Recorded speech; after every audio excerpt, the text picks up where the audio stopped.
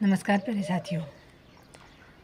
देखिए, एक बार परीक्षाओं का दौर समाप्त हो चुका है, यानी आपकी सेकंड ग्रेड एग्ज़ाम अभी कंप्लीट हुई है और एक बार के लिए आपके सामने कोई जो है वो भर्ती नहीं है, यानी अभी एग्ज़ाम नहीं है और शायद 2026 में हो भी ना।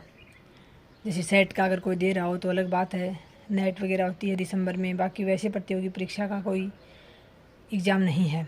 टीचर भर्ती की बात करूँ तो अब आपने एग्ज़ाम दे लिया, जैसा भी हुआ उसको साथियों एक्सेप्ट कीजिए, स्वीकार कीजिए। गलती चाहे जो भी रही हो, कुछ हमारी रही हो, कुछ एग्ज़ाम पेपर बनाने वालों की रही हो, यानी जो नियति को मंजूर था वो होगा। हमारे हाथ में कुछ नहीं है, हमारे हाथ में जो था वो हम कर चुके। अब अगर हम उन्हीं बातों को लेकर कि काश मैं ज़्यादा गलत ना करके आता, काश मैं थोड़ा प्रश्न को और ढंग से पढ़ लेता, इस प्रकार के जो काश हैं ये सिर्फ जीवन को बर्बाद ही करते हैं साथियों, और कुछ आना जाने नहीं है इसमें।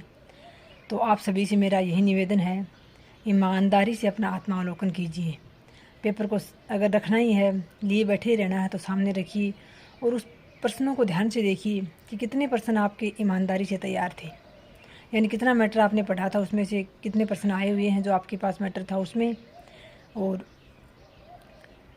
कितना आपको याद था।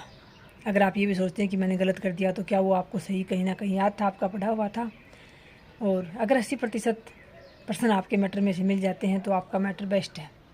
उसी का बार बार रिवीजन कीजिए।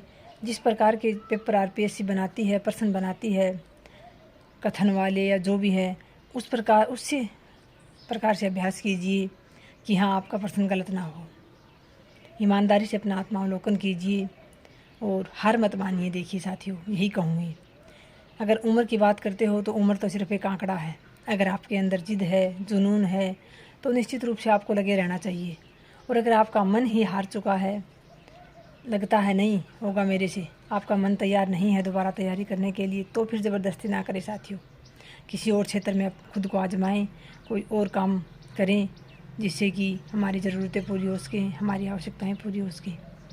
और जो भी काम करें उसको मन लगा कर करें साथियों, क्योंकि जो काम आप खुशी खुशी करते हैं वो आपकी आमदनी का तो ज़रिया होता ही है, वो आपको खुश भी रखता है, वो आपको सब कुछ देता है।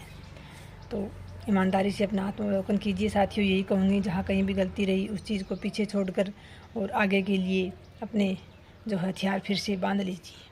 बहुत बहुत आभार। नमस्कार। जय श्री राम।